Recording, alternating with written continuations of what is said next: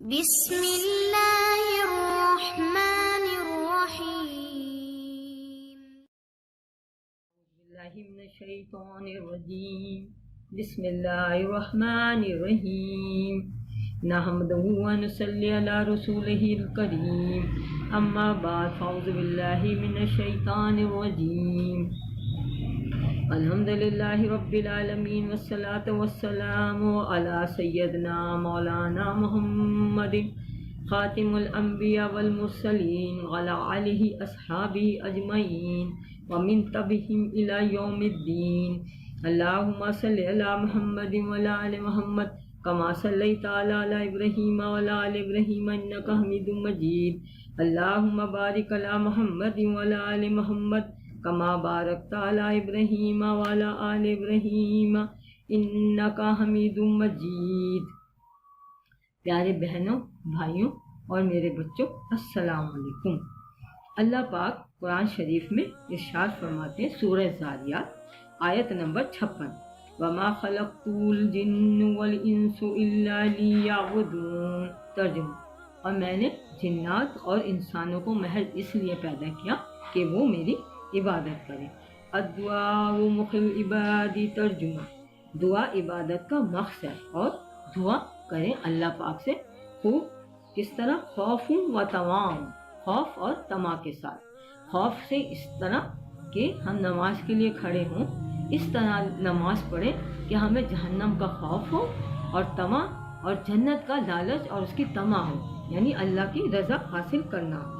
اللہ کو پکارو خوب خوف اور طمع کے ساتھ، یعنی اللہ کا ڈر بھی رکھو اور اس کا خوف بھی رکھو. یہ نہیں کہ ڈھیٹ بن جائے، نہیں جی ہم تو مسلمان ہیں، ہم عبادت کر رہے ہیں جنت میں جائیں گے. نہیں، ہم صرف اللہ کی رحمت کی وجہ سے جنت میں جائیں. کتنی عبادت کر لیں، اللہ کے بہت فرشتے ہیں، بہت فرشتے ہیں، اتنی عبادت.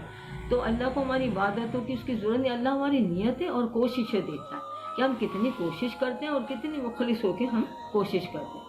اس لیے جہنم کا خوف ہمیشہ دل میں رہنا چاہیے، چاہے جتنی بھی عبادت کریں، اور جنت کی طمع بھی ہو اور اللہ کی رضا کی ہمیں خواہش بھی. سورۃ بقرہ کی آیت 186 اس کا ترجمہ ہے: جب میرے بندے میرے بارے میں آپ سے سوال کریں تو آپ کہہ دیں کہ میں بہت قریب ہوں ہر پکارنے والے کی پکار کو. جب بھی وہ پکارے میں قبول کرتا ہوں. اللہ پاک جب بھی ہم پکارتے ہیں دل میں اور نماز میں اونچی آواز سے، اللہ تعالیٰ ہماری پکار سنتا ہے اور قبول کرتا ہے. یہ کبھی نہیں کہنا چاہیے کہ اللہ تو ہماری سنتا ہی نہیں. اللہ سب کی سنتا ہے. اللہ سمندروں میں جانور، درخت، چرند پرند سب اللہ کو سجدہ کر رہے ہیں اور اسی کی حمد و ثنا کر رہے ہیں، اسی سے دعا کر رہے ہیں. لہٰذا انسان جو کہ اشرف المخلوقات ہے، اسے بھی خالص اور یکسو ہو کے صرف اللہ کی عبادت کرنی چاہیے اور ہر مدد، ہر دعا اللہ ہی سے کرنی چاہیے. اللہ تعالیٰ ہم سب کی دعائیں قبول و مقبول فرمائے، آمین. حضرت امام غزالی علیہ رحمہ نے اپنی کتاب احیاء علم الدین میں ایک مضمون رقم کیا جس کا ترجمہ ہمارے ایک مصنف نے کیا. اس میں بنی نوع انسان کے 3 نفس کا ذکر ہے، یعنی 3 نفسوں کے بارے میں بتایا گیا ہے. نمبر 1، انسان کے اندر 3 نفس موجود ہیں. نمبر 1، نفس امارہ. نفس امارہ کیا ہوتا ہے؟ یہ نفس انسان کو نفسانی خواہشات کے پیچھے لگا دیتا ہے اور دنیاوی لذتوں میں غرق کر دیتا ہے اور انسان کو برائیوں کی طرف اکساتا ہے.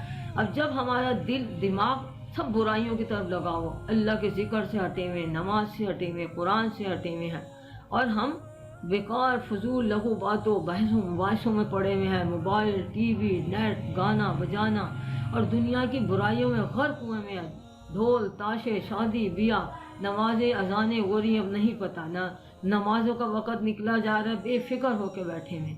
تو ہمیں اس کا کوئی احساس نہیں ہے کہ ہمیں ہر چیز کو اللہ کے آگے جواب دینا. الہی یرجعون، اور اسی کی طرف ہماری واپسی ہوگی. تو اب جب ہم اپنے نفس کو اللہ کی طرف نہیں لگا رہے، برائیوں میں غرق کر رہے، تو یہ کیا ہے؟ نفس امارہ، جو انسان کو نیکیوں سے ہٹاتا ہے اور برائیوں کی طرف لگا دیتا ہے. اس نفس سے پناہ مانگنی چاہیے. لا تعجلناہ، اللہ ہمیں اسی نفسانی خواہشوں سے بچائے.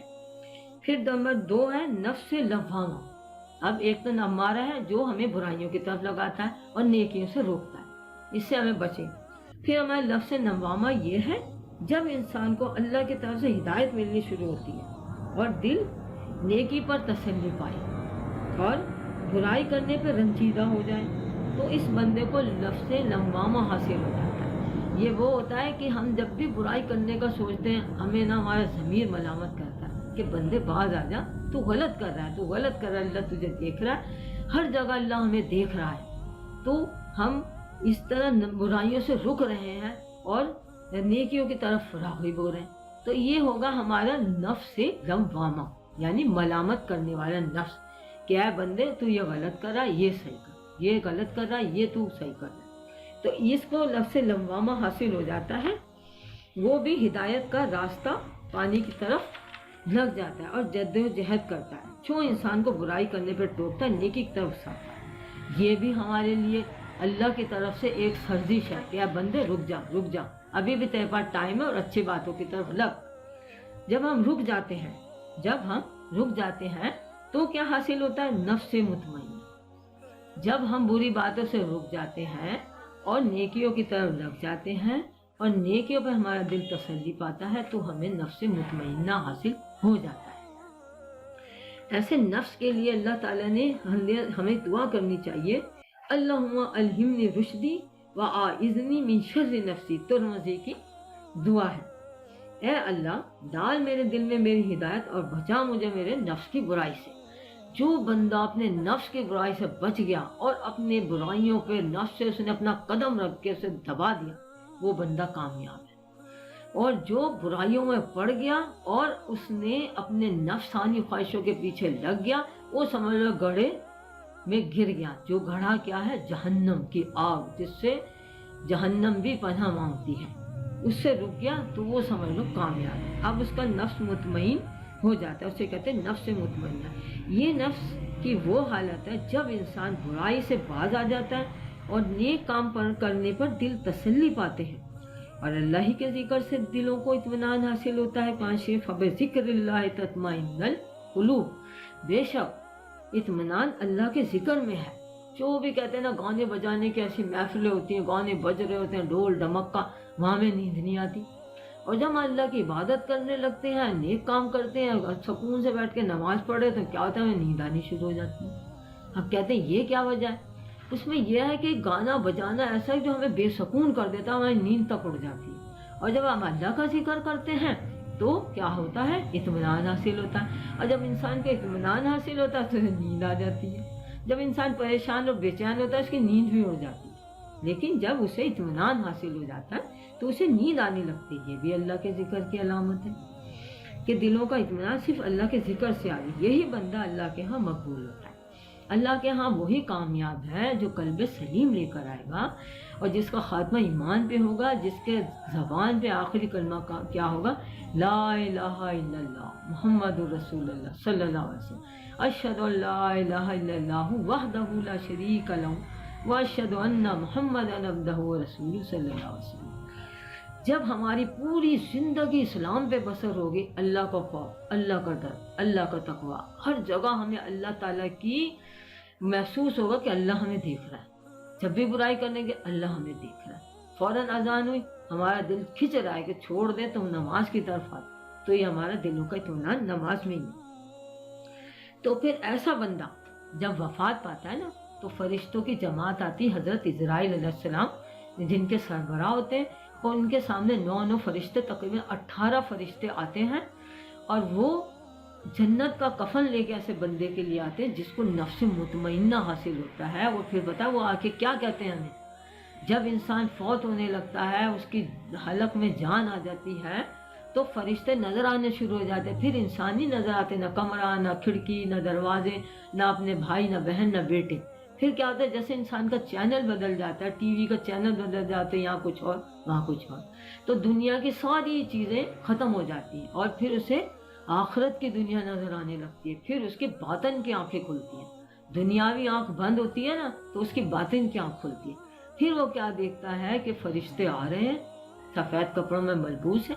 اگر وہ اللہ کا نیک بندہ جسے نفس مطمئنہ حاصل ہو گیا تو اسے کہتے ہیں اے اللہ کے بندے تجھ پہ سلامتی ہو، تو کامیاب، اور تجھے اللہ نے سلام بھیجا کہ اللہ تجھے کامیابی سے ہمکنار کیا اور تجھ پر سلام کیا۔ ایسے بندے کو اللہ تعالیٰ نے سورہ فجر میں اللہ تعالیٰ نیک بندوں کے لیے خوشخبری دیتا ہے۔ آیت نمبر 27، 28، 29، 30 سورہ فجر کی آیت ہے۔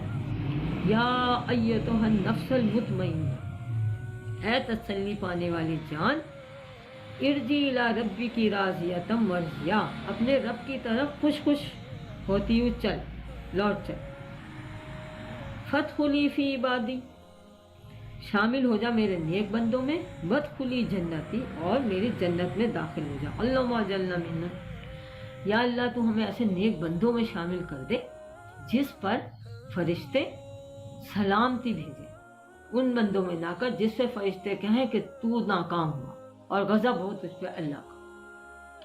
تو اللہ تعالیٰ ہمارے اپنے نیک بندوں میں شامل فرماتا ہے۔ میرے بہنوں، بھائیوں اور بچوں، جنت ایسی حسین اور جمیل، اتنی بہترین جگہ ہے کہ وہ ہمیں مفت میں نہیں ملے گی، اس کے لیے ہمیں سخت محنت کرنا پڑے گی، اور جو ہم دنیا کی بھی کوئی بھی چیز چھوٹی سے چھوٹی خریدنی جائے ہمیں پیسے دینے پڑتے ہیں، کوئی پلاٹ خریدے اس کے لیے ہمیں لاکھوں روپیہ دینا پڑتا ہے۔ تو جنت تو ایسی ہے جس کی مثال دنیا میں ہے ہی نہیں، کوئی آنکھ ایسی نہیں ہے جس نے جنت کو دیکھا، کوئی عورت ایسی نہیں ہے جو جنت کی حور کی طرح ہو۔ جنت تو ایسی جگہ ہے، اگر اس میں ایک کوڑا رکھنے کے لیے بھی جگہ مل جائے، کوڑا کتنا ہوتا ہے جس کو گھوڑوں وغیرہ کو مارنے کے لیے سانٹا ہوتا ہے، وہ رکھنے کی بھی اگر ہمیں جنت میں جگہ مل جائے تو دنیا سب پوری دنیا کے سے زیادہ بہترین ہے وہ جگہ، یعنی پوری دنیا کی دولت دے کے بھی وہ جگہ حاصل نہیں ہوگی۔ اور حور ایسی حسین کہ اگر اس کا دوپٹہ دنیا میں لہرا جائے تو دنیا میں روشنی پھیل جائے، اتنی خوشبو ہو جائے، ساری خوشبو دب جائے۔ تو جنت تو ایسی جگہ ہے، تو اس جنت کی ہمیں محنت کرنا پڑے گی۔ ایک جگہ سورہ انشقاق میں اللہ پاک ارشاد فرماتے ہیں، یا ایھا الانسان انک قادح الی ربک قدحا فملاقہ، اے انسان اپنے رب کی جانب سخت محنت کرے گا پھر اس سے ملے گا۔ اب یہ نہیں کہ ہمیں بیٹھے بیٹھے جنت مل جائے گی، لیٹے لیٹے جنت، ایسا نہیں ہے، ہم سخت محنت کریں گے تو ہی اللہ سے ہم ملیں گے اور اس کی ہمیں رضا حاصل ہوگی۔ حضرت یہ نفس انسانی خواہشات پر بچنے کا نام ہے۔ جب انسان کو برائی کرنے پر ٹوکتا ہے اور اسے اچھائی کی طرف لگاتا ہے، بنی نوع انسان کی نجات صرف اللہ کے ذکر میں، ہمارا نفس ہمیں اللہ کے ذکر میں جو لگاتا ہے وہ کامیاب ہے۔ جس شخص نے اللہ کا ذکر کرا وہ کامیاب ہے، اور قرآن و سنت پہ عمل کرنے میں افسوس ہے اس بندے پہ جو اپنا وقت فضول کاموں میں ضائع کرتا ہے، اور اس میں اس بات سے قطع نظر کہ ابھی ان کے بارے میں ایک اہم فیصلہ ہونا باقی ہے۔ ہمیں تو اتنا فکر مند ہونا چاہیے، جب امتحان آتا ہے بچے پڑھتے ہیں تو وہ خوف محسوس کرتے ہیں، اس لیے ہمیں ہر وقت اللہ کا ذکر اور جنت کے لیے کوشش کرنی چاہیے۔ اللہ تعالیٰ ہمیں جنتیوں میں شامل کر دے، ہمیں نفس مطمئنہ حاصل ہو جائے اور ہمیں جنت الفردوس میں جگہ عطا فرمائے۔ آمین۔ وآخر دعوانا ان الحمد للہ۔